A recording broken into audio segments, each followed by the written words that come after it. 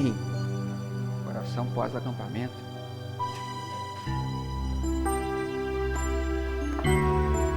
Glória a Deus por isso. Eu quero atualizar você sobre a nossa realidade financeira. A gente está a 74,79% da nossa meta. Então, é sempre bom a gente lembrar que o pouco quando a gente faz, pega o de mão para mim, o pouco quando a gente faz junto se torna muito. Então, a nossa contribuição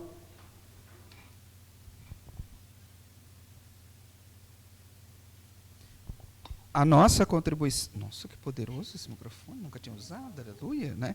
A nossa contribuição. A nossa contribuição é muito importante para o que a gente pretende fazer aqui, construir juntos, como família estendida.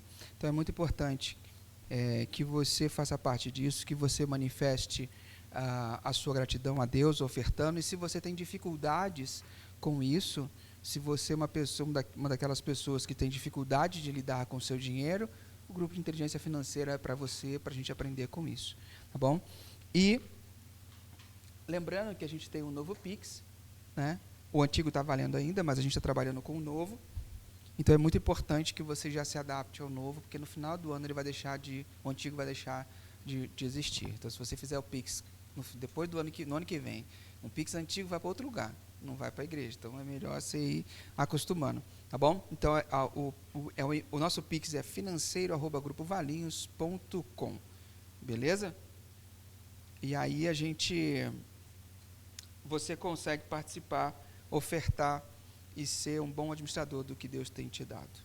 Como a gente sempre faz, eu quero orar pela sua vida financeira, porque para que você tenha o que para que você tenha o que administrar, é muito importante que você tenha o que administrar. Não adianta aprender a administrar se a gente não tem o que administrar. É importante que a gente tenha, e os recursos nossos vêm da mão de Deus. Deus é que nos dá o recurso. Então eu quero orar pela sua vida financeira, que você tenha muito trabalho, que você não tenha descanso, aleluia. Brincadeira. Não é assim que funciona. Eu quero orar para que você possa trabalhar bem, ter um dinheiro justo do seu salário, que você possa ser um bom mordomo do Senhor, administrando bem os seus recursos que chegam para você, para que no futuro você possa, então, gozar de uma boa aposentadoria, tranquilo, porque você soube administrar bem os recursos do Senhor. Vamos orar? Paizinho querido, em nome de Jesus, eu entrego a vida financeira da sua comunidade nas tuas mãos. Peço ao Senhor que corrija nossas falhas, que perdoe os nossos pecados, nos ajude a ser bons administradores dos teus recursos, porque precisamos disso, ó Deus. Precisamos que o Senhor nos ensine.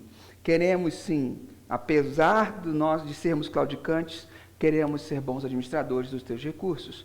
Então, em nome de Jesus, faz, ó Deus, em nós aquilo que não conseguimos fazer por nós mesmos.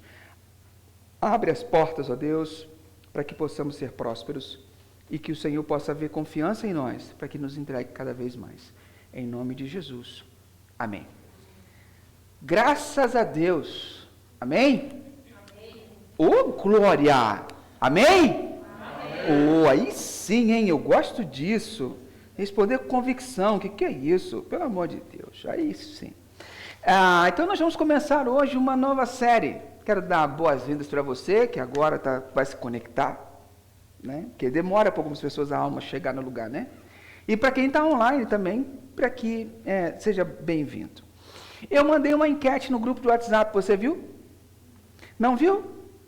Isso é a atenção que você dá para as coisas que o seu pastor faz. Aleluia. Por favor, pega seu celular aí. Dá uma olhada na enquete que a gente mandou para você, porque a gente vai conversar um pouquinho sobre isso. Dá uma olhada na enquete, faz a sua votação, por favor. Eu só não consegui fazer com que a votação seja anônima. Ela aparece para você quem votou? Porque para mim aparece. Eu queria que fosse uma coisa mais anônima, não tem como.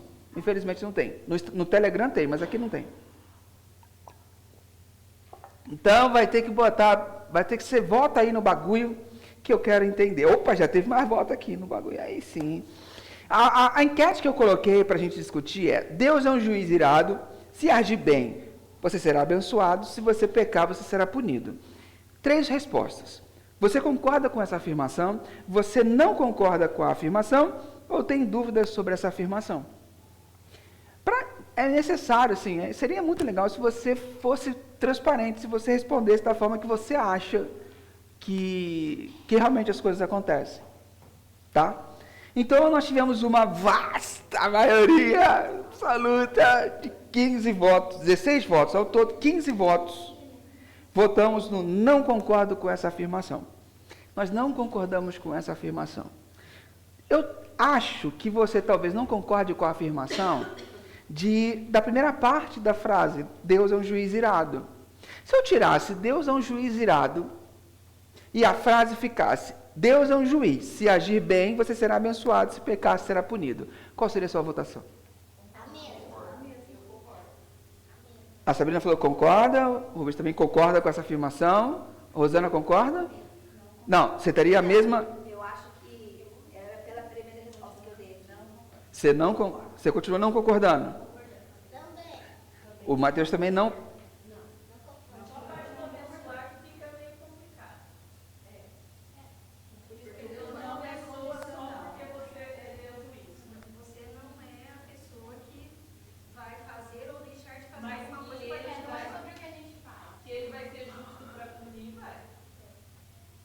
Então, você não acredita que se você andar na linha, você será abençoado, e se você não será na linha, você não será abençoado, você não acredita nisso? Ele não faz chover só no jardim do justo, né? Hã? Ele não faz chover só no jardim do justo. Do justo ele também faz chover. Mas tem as bênçãos específicas. Então, quer dizer que a pessoa que está fora da comunidade, que não quer saber de Deus, ela estará sujeita às mesmas bênçãos que você? Não, tem as específicas que Deus guarda para os seus. Ué, por quê? Porque Deus faz acepção de pessoas agora? Não, é questão fala do juízo dele. Então, mas aí a gente está colocando que Deus continua... Da justiça dele. Deus continua um juiz. Então, ele abençoa todo mundo, independente da conduta. Então, ele abençoa independente da conduta. Se ele abençoa independente da conduta, então, se você está fora ou se você está aqui, ele está sujeito às mesmas bênçãos que a gente. Aí você fala que não, ele não está sujeito às mesmas bênçãos. As bênçãos específicas.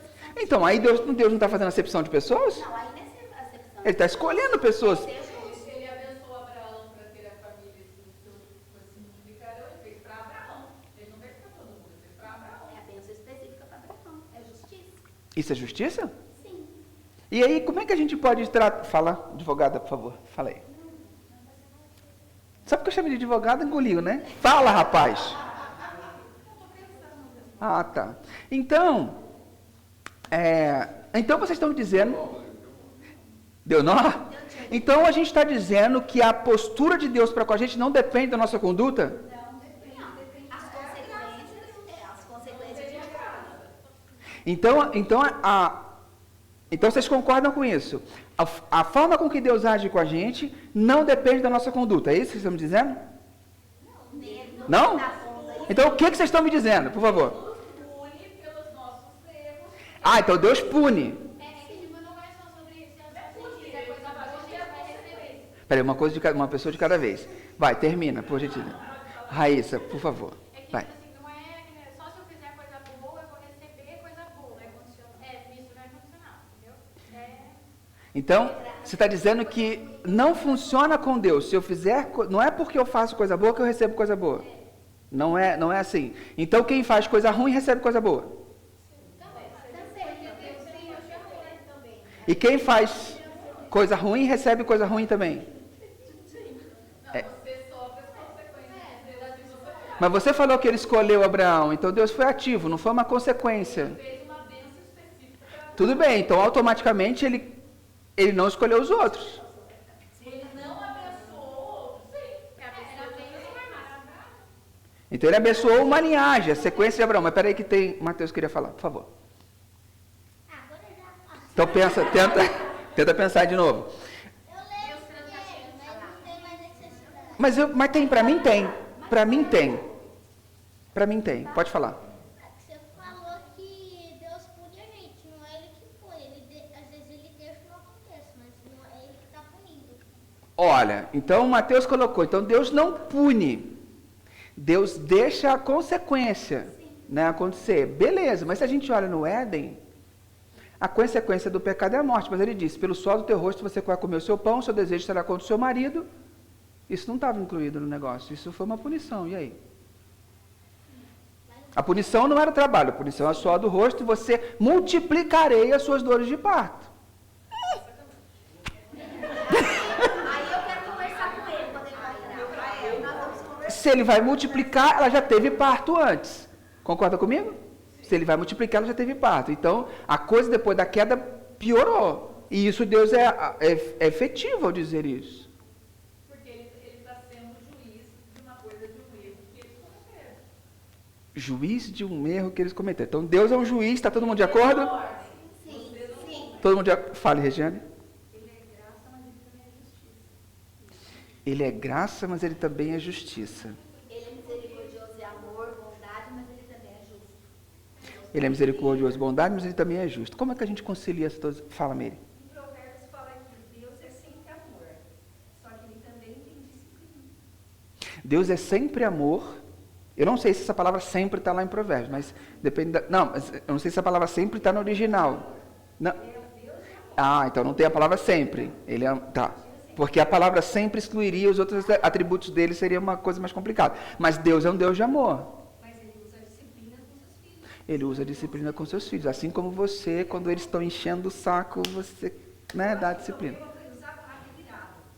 Irado. Então eu tirei. Deus é o juiz. Se você agir bem, será abençoado. Se você pecar, será punido. Se você agir bem, você sempre vai ser abençoado. Não é condicional. Não é condicional.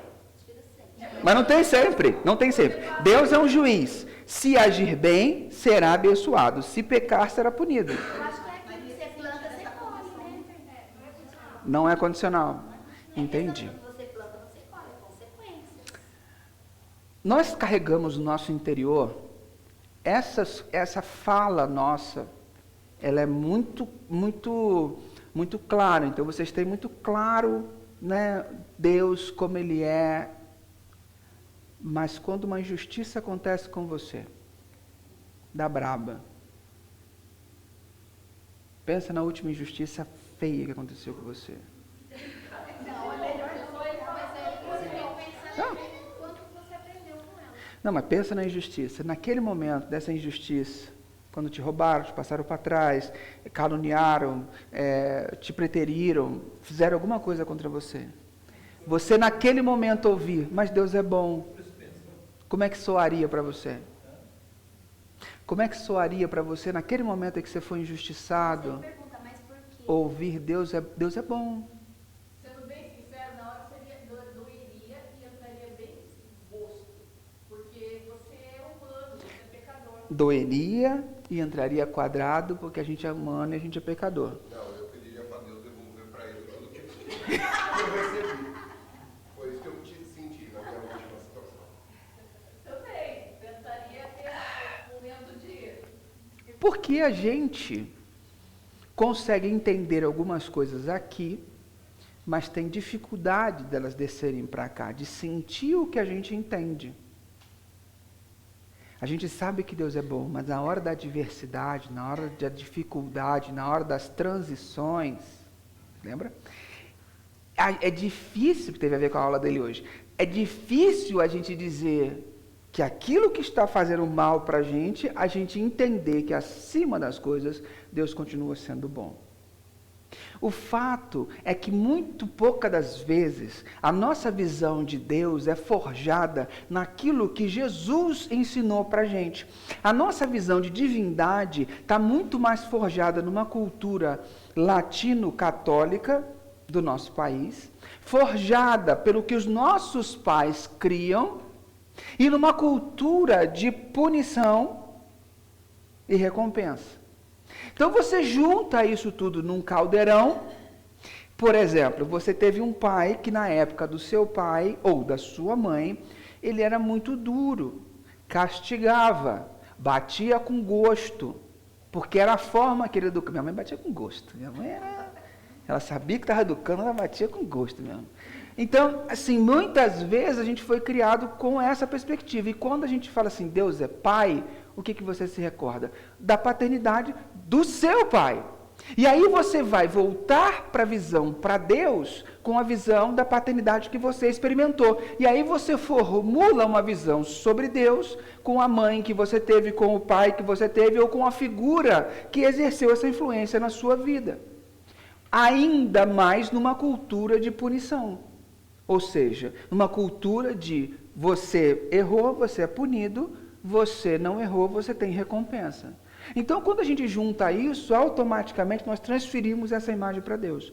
Na verdade, o Deus que nós conhecemos não é o Deus que Jesus conhece. Assim como era para os judeus da época de Jesus, o Deus que eles conheciam não era o mesmo Deus que Jesus conhecia. Então, meu propósito nessa série é a gente discutir sobre alguns aspectos que vão fazer a gente mexer e dar um nó na nossa cabeça em algumas questões, para a gente conhecer o Deus que Jesus conhece. E o Deus que Jesus conhece é um Deus bom, é um Deus bondoso. Mas como que a gente vai falar que Deus é um Deus bondoso em determinadas circunstâncias? Por exemplo, o ano de 2023 na minha casa. O ano de 2023 foi um ano que literalmente a gente viveu uma montanha-russa. Por quê? Porque em janeiro de 2023 nós tivemos a notícia de que minha mãe estava com câncer de mama. Janeiro de 2023. E nós estávamos programados para julho, agosto, né? Julho, ir para os Estados Unidos e para a Disney. Para junho, ir para os Estados Unidos e para a Disney. Então, nós ficamos com essa perspectiva, minha mãe está com câncer, e eu vou para a Disney. Minha mãe está com câncer, mas eu vou para a Disney. Como é que faz? Beleza. Minha mãe fez todos os acompanhamentos, fez todo o tratamento, a gente foi para a Disney. A gente aproveitou 15, 18 dias lá nos Estados Unidos, foi maravilha, a gente aproveitou bastante, já contamos um monte de coisa aqui para vocês, aproveitamos e voltamos. Quando nós voltamos, assim, adrenalina, minha mãe vai fazer a cirurgia, eu vou para o Rio, minha mãe faz a cirurgia, eu acompanho. Beleza, tirou tudo, notícia, minha mãe tem que fazer quimioterapia, porque tinha câncer no nódulo linfático, no primeiro nódulo linfático, que é um procedimento padrão, quando faz a cirurgia de mama, eles averiguam o primeiro nódulo linfático. Se ele for para o sistema linfático, ele pode ter ido para qualquer lugar do corpo.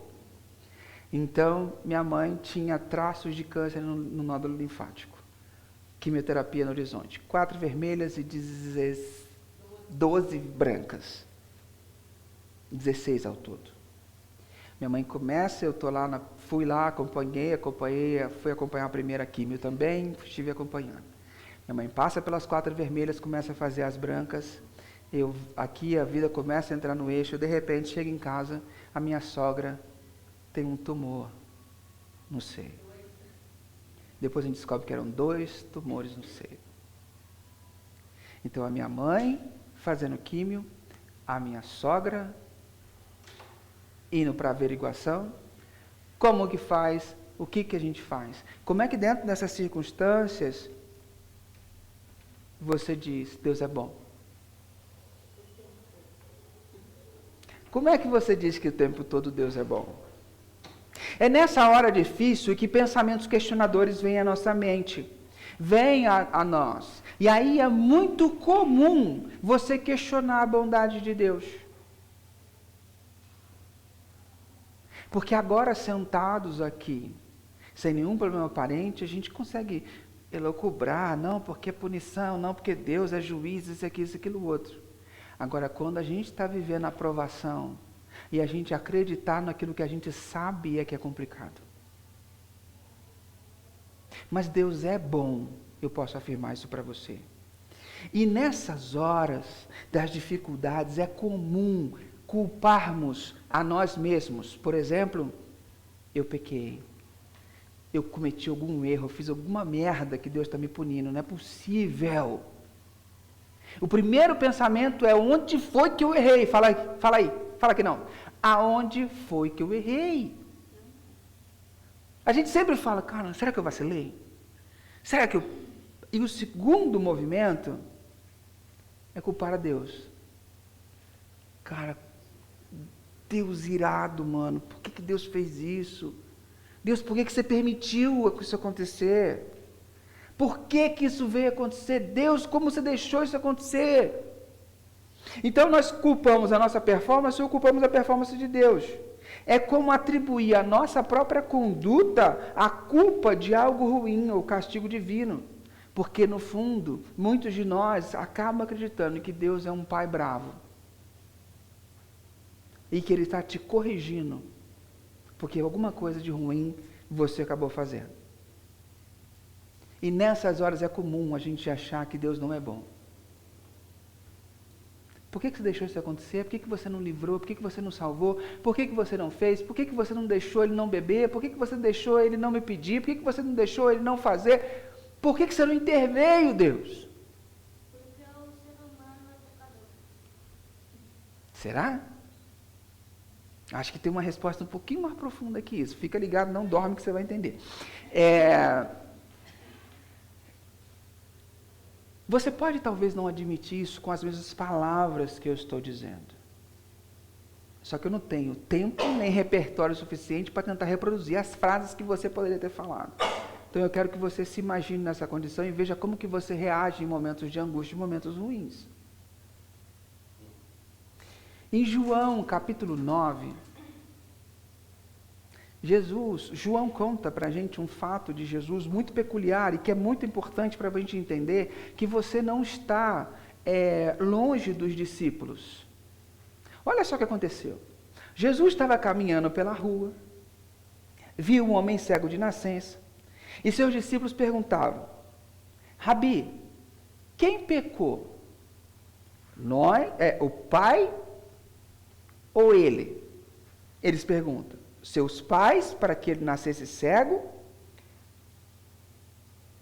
Quem pecou? Este homem ou seus pais, para que ele nascesse cego? Jesus disse: vocês estão fazendo a pergunta errada, procurando a quem culpar. Não há nenhuma relação de causa e efeito aqui. Em vez disso, olhem para o que Deus pode fazer. Precisamos trabalhar com energia por aquele que me enviou. Enquanto o sol está brilhando, quando a noite chega, o expediente acaba. Mas quando eu estou no mundo, há bastante luz. Eu sou a luz do mundo. Dito isto, ele cuspiu no chão, fez uma mistura de barro com saliva, esfregou a mistura nos olhos do cego e disse: vá lavar-se no tanque de Siloé, que significa enviado. O homem foi, lavou-se e passou a enxergar. Essa versão está um pouquinho diferente porque eu estou lendo na versão a mensagem, tá bom? Essa série inteira eu vou fazer na versão a mensagem. Mas foi isso que aconteceu. E o que a gente percebe? A gente percebe que o indivíduo tinha uma doença congênita. O que é uma doença congênita? Eu ouço sussurros. Por que quando vai falar besteira a pessoa fala alto? Quando vai falar certo, fala baixinho? Fala inteiro, paga inteiro. É uma doença de nascença, ele nasceu cego. Então aquele homem estava ali há muitos anos. E aí os discípulos perguntaram por quê? Como que pode ser justo alguém nascer cego? Como é que pode ser justo alguém nascer nessa condição? Algum erro deve ter acontecido. Por quê? Porque isso é uma punição de Deus. Isso é uma punição de Deus. Alguém tem que ter feito alguma besteira. Percebe qual era o pensamento dos discípulos? Deus é um juiz irado, que se você fizer o bem, você vai ser recompensado. Se você fizer o mal, você será punido. Então, se você pensar assim, eu quero dizer, você está próximo dos discípulos originários de Jesus. Aleluia. Só que até eles precisaram passar por um processo de aprendizado para poder entender. Agora me diz uma coisa. Era fácil entender a lógica de que os pais pecaram, né? Os pais pecaram, fizeram uma coisa muito feia, muito ruim para Deus, e Deus está dando a cegueira do filho como punição de um pecado. É fácil pensar nisso, é lógico pensar nisso, certo? Causa e efeito. Não que seja justo, não é o mérito da coisa, mas é fácil você imaginar. Agora, como é que você pode imaginar que o cara pecou? A doença é congênita. Onde que ele pecou?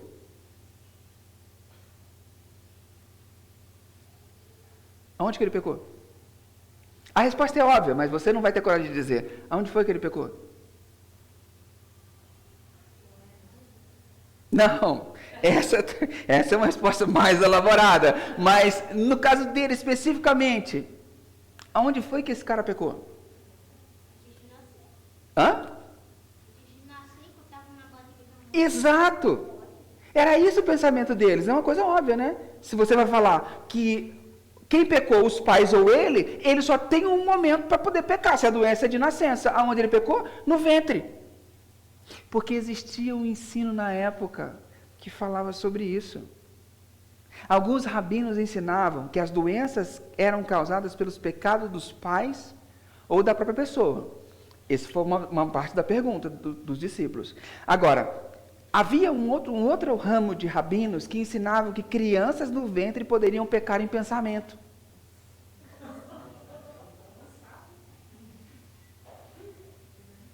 Por isso, eles questionaram, quem pecou? Ele ou os pais? Algumas outras pessoas daquela época acreditavam na reencarnação, ou seja, acreditavam que você nascer daquele jeito é uma consequência de um pecado de outra vida. Era uma punição porque você foi mal e não evoluiu, então nessa vida você vem cego por causa de alguns passivos que você traz de outra vida. Então eles estavam no meio desses pensamentos, no meio dessas 3 escolas, e eles encontraram em Jesus, cercados dessa influência, alguém que poderia dar uma resposta para eles e tirar eles do meio dessa encrenca. Eles confiaram em Jesus para lhes darem a resposta. E quando Jesus vai dar a resposta, Jesus confirma qual narrativa dessas 3? Nenhuma. A resposta de Jesus joga por terra todos os ensinos correntes, tudo que eles estavam ouvindo. E é isso que acontece na nossa vida. Você gasta tempo lendo livro, você gasta tempo no Instagram, você gasta tempo aprendendo coisas. Só que você não... Como criar filhos, como ser um homem de verdade, está muito assim, né? Como criar filhos, como ser um homem de verdade, o papel da mulher está lotado. Aí você ouve um monte de influência, você cai na falácia da autoridade, tem um monte de diploma. Mas a Bíblia fala uma outra coisa totalmente diferente. Você vai em cima de quem? Você vai no que a pediatra falou, você vai no que o médico falou, você vai no que o cara falou. E não no que a Bíblia está dizendo. Ah, então o pastor falou para não ouvir médico. Bato em você se você me falar uma coisa dessa, repetir um negócio desse. Os médicos são uma bênção de Deus, nós precisamos ir, remédios são uma bênção de Deus. Só que quando se trata da composição, lembra daquela figura que eu mostrei para vocês, o carro batido e o carro novo? Os médicos, quando falam da nossa composição, do nosso interior, estão olhando para o carro batido.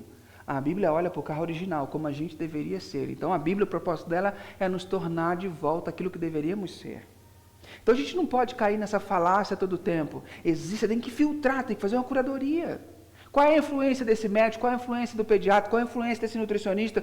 A gente foi numa médica e falou assim, corta o glúten, inflama tudo, é uma desgraça. A gente foi noutra médica e falou, eu não sei que frisson que esses médicos estão falando de cortar glúten, gente. Glúten não faz mal, não. Fica tranquilo, pode comer. Você tem doença celíaca? Eu falei, não. Pode comer, filho, vai. Vai de boa. É só o glúten que faz mal. Você tem uma alimentação equilibrada? Não. Então faz a alimentação equilibrada que vai dar tudo certo. Então, entre eles mesmos, vocês veem que tem divergência de posições. Então, você tem que fazer uma curadoria.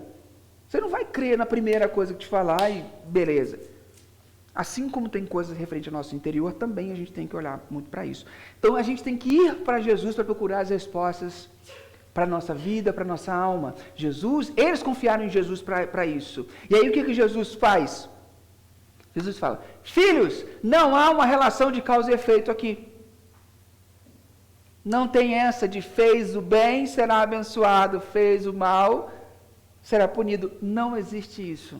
Não é uma causa e efeito aqui, não é uma relação de causa e efeito aqui. Sabe por quê? Paulo vai escrever para a gente lá em Romanos, anos depois, e vai desenvolver melhor esse pensamento. Romanos capítulo 8, versículo 21 e 22. O que ele fala? Acompanha comigo, marca na sua Bíblia. Aqui, marca na sua Bíblia. E aí ele fala o quê? Um dia, o próprio universo ficará livre do poder destruidor que o mantém escravo e tomará parte na gloriosa liberdade dos filhos de Deus. Pois sabemos que até agora o universo todo geme e sofre como uma mulher que está em trabalho de parto. Você já teve um trabalho de parto? Levanta a mão. Algo. Não teve, não? Foi de chocadeira? A mulher em trabalho de parto incomoda. Não sei se é só trabalho de parto, não. Eu lembro da Fabi. Fazendo pilates até os últimos dias. A Fabi falava assim, eu durmo sentada. Eu não consigo mais deitar. Nos últimos dias, a Fabi, ela tinha uma poltroninha que ela dormia sentada lá na poltroninha. Que ela não aguentava deitar. Incomoda. É complicado. Então, o que Paulo está dizendo? Olha, a gente vive num mundo que está passando muitas dores e incômodos. Esse mundo geme, esse mundo está sofrendo. Então, as regras desse mundo não estão equilibradas. As coisas nesse mundo não estão legais. Então, vai haver sofrimento no mundo. Nosso mundo geme, vai haver sofrimento. A terra geme, a terra sofre. A gente vai sofrer. A gente vai viver sofrimento, não tem muito. Então a gente vive num mundo de dores. E aí a pergunta que a gente faz, e que é tema de livro e tal, por que coisas ruins acontecem a pessoas boas? Não é não? A gente não faz. Já fez essa pergunta? Por que coisas ruins acontecem a pessoas boas? É uma baita de uma sacanagem, né? A gente sempre culpa alguém. A Rosângela está culpando Eva. Sabe qual é a minha resposta para você? Vai mudar a tua vida agora. Grava e escreve isso. Por que coisas ruins acontecem a pessoas boas? Eu não sei.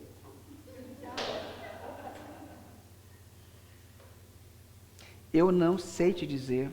A Bíblia não te responde isso. A gente não sabe. A gente não sabe.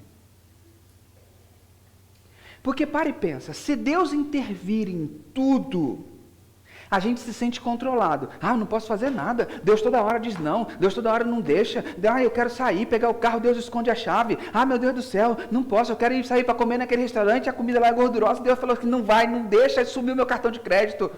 Você vai se sentir controlado, concorda comigo? Se Deus interviesse em tudo, você se sentir controlado. Se Deus não interviesse em nada, você ia se sentir abandonado. Mas Deus não, por que Deus não me avisou? Por que Deus não podia ter falado para eu não sair de casa hoje que aconteceu um acidente? Deus não podia ter me ajudado? Deus não podia... A gente se sente abandonado. Então não tem jeito. Ah, mas a gente quer então que Deus intervenha na medida correta. E na hora em que a gente for fazer nossas estripulias, Deus não intervenha na medida correta. Se você tem essa ideia, você está procurando uma outra entidade que não seja o Deus da Bíblia. Tá? Porque a nossa visão é muito limitada. O que diz o livro de Mateus 5,45, que é o versículo que a Rosana tentou recitar aqui para nós? Porque ele faz com que o sol brilhe sobre os bons e sobre os maus, e dá chuva tanto para os que fazem o bem, como para os que fazem mal. Você estava em obra um tempo atrás em casa. Tempo de chuva. O que vocês sentiam quando nublou, vai chover? Ódio, medo, porque pode esbarrancar, ódio, porque vai atrasar, vai ser uma desgraça. Aí você orava pelo que Deus, dá um solzinho. Aí tem um cara, uma quadra, 2 quadras, 3 quadras abaixo, que estava precisando, Deus, chove na minha plantação, Senhor, chove, porque senão eu vou perder a colheita. Aí a Regiane está ali em cima, falando assim, Deus, traz sol, Senhor, né? Percebe? Então, quando cai o sol vai para todo mundo. Quando cai a chuva, vai para todo mundo. Ou seja, há momentos em que Deus vai te abençoar e pessoas que não são dignas ou que são injustas vão colher da sua bênção. Porque caiu para você. Entendeu? Há momentos que vai chover e todo mundo vai se deleitar. Há momentos que vai ter sol e todo mundo vai se deleitar. Então tem coisas que acontecem na nossa vida que até quem é injusto aproveita. Por isso que a Bíblia fala, Deus faz o sol raiar sobre justos e sobre injustos. O que isso quer dizer para mim e para você? Que coisas ruins acontecem a pessoas boas. Só que também coisas boas acontecem a pessoas ruins. Na mesma proporção. Só que coisas ruins também acontecem a pessoas ruins. E coisas boas acontecem a pessoas boas. Tudo na mesma proporção. As coisas simplesmente acontecem. Se você for quantificar, você não tem uma mente de longo prazo. Mateus aprendeu hoje o que é longo prazo. A sua mente de longo prazo faz com que você interprete melhor. Faz com que você interprete melhor as coisas que acontecem na sua vida, ao seu redor. Porque uma crise que está acontecendo hoje, o bicho pegou, o negócio, a casa caiu, aí foi que o barraco desabou, aí o negócio pegou.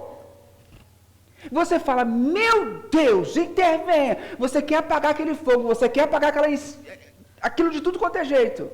Só que você não sabe que as transições, ó, a terceira, as transições, a gente não consegue entender as transições, as mudanças de Deus, o que Deus está fazendo, porque a gente não tem uma visão a longo alcance, a gente não tem uma visão Thundercat. Lembra do Thundercat? Dê minha visão além do alcance. A gente não tem esse tipo de visão. Deus tem. Então a gente fica muito centrado, restrito. Posso contar o exemplo que você me contou? Hoje? Pode? O Mateus estava falando para mim que ele estava numa viagem, e na viagem o pessoal fechou a Serra das Araras, a Serra do Rio de Janeiro para cá. Só que fechou para descer. E fechou tudo, as duas pistas. Só que para voltar, eles fizeram a operação subida. Uma pista sobe, uma pista desce. Aí o Mateus falou assim, que palhaçada! Por que eles fizeram assim? Seria muito mais fácil. Eles fecham metade da pista aqui, e aí o pessoal desce aqui, e todo mundo que sobe podia subir. E quando fosse o contrário, fazia o contrário, entendeu? Fecha só metade da pista. Aí eu falei para ele assim, Mateus, assim, aqui a gente às vezes não consegue enxergar o que está acontecendo. Você consegue imaginar se uma pessoa está com meia pista, vem um caminhão desgovernado na descida e sai levando os trabalhadores na pista? Olha que desgraça. Mas ele falou, mas do outro lado também podia acontecer. Eu falei, mas quem tem mais probabilidade de morrer? Quem está dentro de um carro ou quem está fora dele? Atropelado por um caminhão? Aí ele ficou pensando, E a gente ficou debatendo as circunstâncias. Eu falei assim, então quando as pessoas estão fazendo alguma coisa, eles não estão fazendo de palhaçada, eles estão fazendo porque eles estudaram, tem uma ordenança, tem uma normativa para que a coisa aconteça dessa forma. Só que a nossa visão, olhando de um lado, a gente não consegue enxergar isso. Então a gente julga. A gente olha, julga, determina, passa o cerol e fala, está condenado. Está errado. Isso foi ruim. Só que há malas que vão para Belém. Conhece esses ditados? Há males que vêm para bem. E aí a gente estava estudando hoje na classe a história de José. Como as mudanças na vida de José fizeram com que ele fosse andando, caminhando, subindo. Aí quando ele chegou no ponto de poder enxergar tudo o que aconteceu para trás dele, o que ele fala? Quando ele chega para os irmãos dele, ele fala o quê? Esquenta não, porque Deus transformou o mal que vocês fizeram para mim em bem. O problema é que eu não entendo, eu não tenho uma visão como Deus tem. E isso faz com que eu tenha uma visão muito restrita. Por exemplo, vou te dar uma ilustração. Um homem na fazenda perdeu seu cavalo. Mateus vai gostar dessa história. Um homem perdeu seu cavalo. E aí o vizinho chegou e falou assim, nossa, que péssima sorte essa, hein? Teu cavalo foi embora. Aí o vizinho chegou e falou assim, eu não entendo nada de boa sorte ou má sorte. Dias depois, o cavalo dele voltou com 10 cavalos selvagens juntos. Então, o cara que tinha um, agora tem 10. Aí o vizinho chegou na beira da cerca e falou assim, nossa, que boa sorte essa que você teve aí. E o cara falou assim, eu não entendo muito desse negócio de boa sorte ou má sorte. Dias depois, o seu filho estava tentando domar um dos cavalos, quando um cavalo deu um coice e quebrou a perna do filho. Aí o vizinho chegou na cerca e falou assim, nossa, que má sorte essa em quebrar a perna do seu filho, hein? O vizinho falou assim, eu não entendo muito esse negócio de boa sorte e péssima sorte. Dias depois, o menino com a perna ruim passa um bando, uma quadrilha, recrutando jovens para entrar na sua quadrilha, no seu bando. Só que eles precisavam de pessoas perfeitas, em perfeitos estados. Quando viram aquele menino com a perna quebrada, passaram adiante, vamos para a próxima fazenda, porque aqui não tem ninguém que nos sirva. Aí o vizinho chega e fala assim, nossa, que boa sorte teu filho ter quebrado a perna, hein? Se numa pequena cadeia de eventos eu não consigo determinar o que é uma boa e o que é uma má sorte, quem dirá nos eventos da vida, como é que eu vou determinar se esse mal que aconteceu, que eu pedi para você lembrar aí, quando você foi injustiçado, quando você sofreu, quando você foi preterido, como é que eu vou dizer que isso foi uma coisa ruim? Como é que eu posso dizer uma coisa dessa? Isso não significa que Deus deixou de ser bom. Consegue entender o que eu estou querendo te dizer? Deus, ele continua sendo bom. A gente não sabe o que vem a seguir.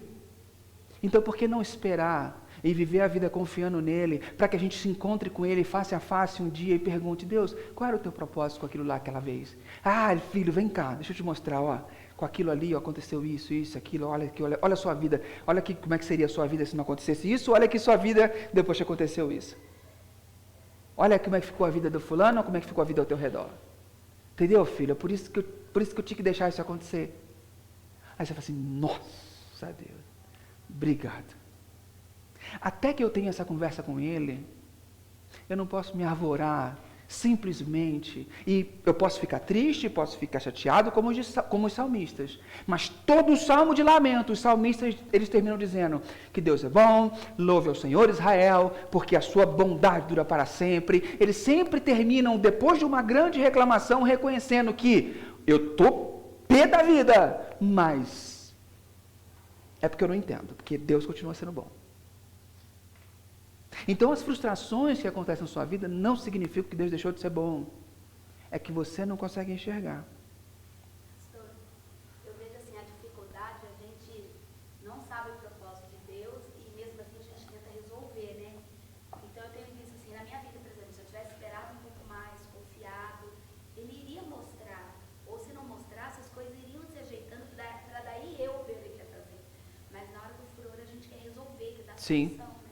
A Rosana falou, para quem está em casa, a Rosana falou que um dos problemas é que na hora do furor a gente quer resolver, não consegue esperar o tempo suficiente para a gente poder entender, mesmo sabendo que Deus ia resolver, ou que Deus depois se mostrou que iria resolver. Isso é uma qualidade nossa, e principalmente que nós somos ansiosos. É muito comum a gente fazer isso, a gente se debater.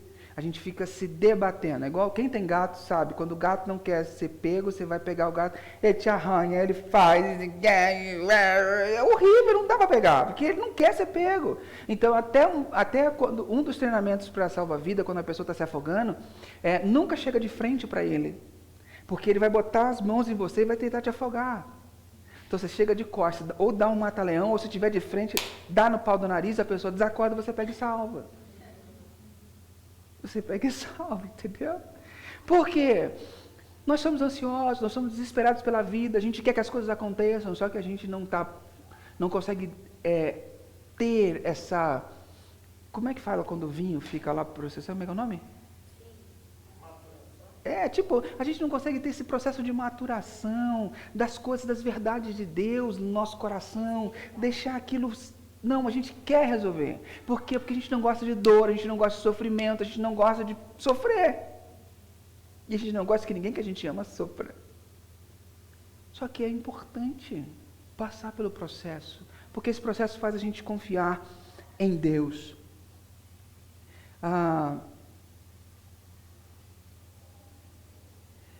É preciso conhecer o Deus que Jesus conhece e seu caráter, para que gere em nós confiança. A gente precisa estar perto de Jesus para a gente perceber, perto de Deus para a gente perceber como a virtude dele é sublime, como a sabedoria dele é elevada, como a justiça dele é precisa. A gente vai ter um dia que a gente vai falar sobre Deus que é justo, e a justiça não é muito a ver com o que você entende. Mas a gente precisa caminhar perto para a gente conhecer. Henry Nouwen diz para a gente que... essa é a história do cavalinho. Henry Nouwen diz para a gente: fé é a profunda convicção de que Deus é bom e que a sua bondade triunfará de algum modo. Fé é a profunda convicção de que Deus é bom e que a sua bondade triunfará de algum modo. Deus promete que aqueles que o amam e que servem e que são honestos e que são fiéis conhecerão um tipo de alegria e um tipo de paz que os maus nunca conhecerão. E aí que é a diferença. Há uma frase que diz: Deus não tem favoritos, mas Deus tem amigos íntimos. Deus não tem favoritos, mas tem amigos íntimos. Esse é o nosso aonde nós estamos nesse processo. Você vai ver bênçãos de Deus em vários lugares. Mas os amigos íntimos desfrutam de coisas especiais. Deus é bom o tempo todo. E eu quero terminar com 3 verdades dessa mensagem. A primeira, Deus é bom. Deus curou o cara. Ele fez lá a laminha com a saliva, pum, tacou na cara dele. Imagina Jesus. Tacou na cara do cara e falou, vai se lavar no tanque, senhor. Todo mundo deve ter ido na cara dele. E o cara? E a fé do cara para ir? O cara nunca tinha ouvido falar de Jesus. Ele nunca tinha ouvido falar de Jesus. E o pior, ele não pediu ajuda. Ele não pediu ajuda. Porque a proximidade me faz experimentar e perceber a bondade de Deus. Os discípulos estavam caminhando com Jesus. Eles não tinham uma visão distorcida de Deus. E Jesus corrige essa visão distorcida deles ali, mostrando para eles que Deus é bom. E cura o cara. E nós somos convidados a ser um espelho dessa bondade. Jesus fala, olhe para que Deus possa fazer, pode fazer. Precisamos trabalhar com energia para aquele que me enviou. Precisamos trabalhar com energia, porque nós somos esse espelho da bondade de Deus. Através de mim e de você, a bondade de Deus vai se espalhar e vai chegar. Você é alvo da bondade e você é um emissor dessa bondade. Só que se eu não creio que Deus é bom e não experimento essa bondade, o que eu vou fazer as pessoas experimentarem? Não vai ser nada bom.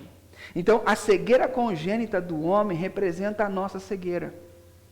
Jesus vê o cego, ele não clamou por ajuda. Jesus é que ora para ele.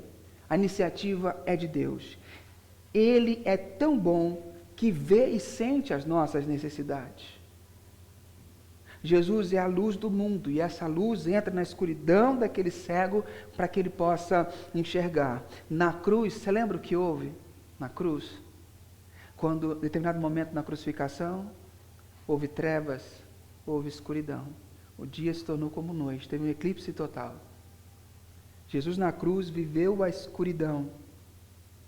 Ele entrou na escuridão para que a minha e a sua vida pudesse ter luz.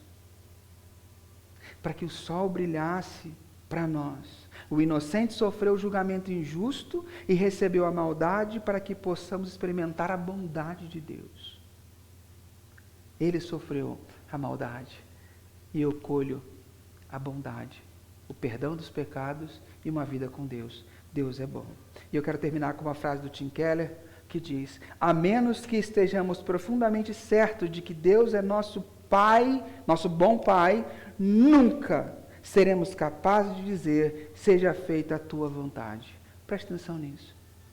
A menos que estejamos profundamente certos de que Deus é nosso bom Pai, nós nunca seremos capazes de dizer, seja feita a tua vontade. Deus, que você tenha como referência, não a paternidade humana, para ter referência com Deus. Deus deve ser referência de paternidade.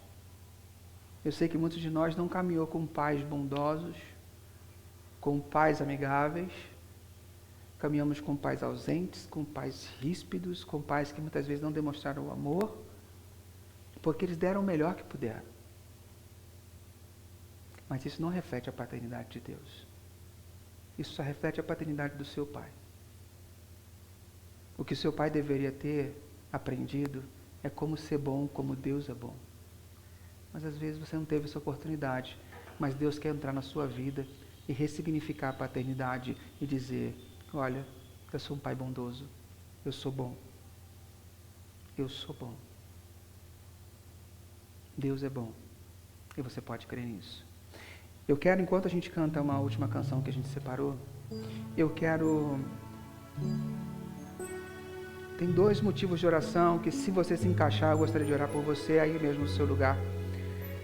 O primeiro é para quem quer se livrar do medo de confiar num pai bondoso. Se você quiser se livrar do medo de confiar num pai bondoso, eu quero pedir para que você fique de pé para que a gente ore por você. E o segundo é orar por quem precisa se livrar da imagem de um pai abusador, cobrador, irado, e que te atrapalha ver Deus como um Pai bondoso.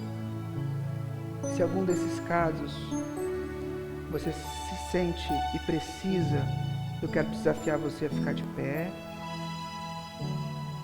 para nós fazermos uma oração agora.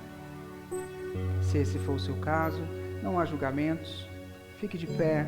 Você está em casa, você está em família, e nós vamos orar por você. Vamos orar pela tua vida. Paizinho querido, Deus amado, em nome de Cristo, o Senhor sabe a nossa trajetória, o Senhor sabe o que carregamos. Nós precisamos do Senhor nessa manhã, porque o Senhor falou e comunicou algumas coisas que não podem continuar aqui. Então eu peço pelos meus irmãos que se levantaram, eu peço, Deus, que o Senhor trabalhe no coração, que o Senhor ministre a tua graça, que o Senhor ministre a tua bênção, que o Senhor tire todo o medo de confiar num Pai bondoso. Que o Senhor nos livre dessa ideia predominante de um pai abusivo, de um pai cobrador, irado, que atrapalha nossa visão para Ti. Refaz essa imagem, nos ajude a perdoar e a amar aquilo que precisamos, mas que nós não precisemos, ó Deus, ser mais influenciados por essa visão. Tira a lente dos nossos olhos, que possamos Te enxergar como um Pai bondoso, em nome de Jesus. Eu abençoo meus irmãos nessa manhã, em nome de Cristo. Amém. Vamos ficar de pé para cantar essa canção e terminar o nosso culto?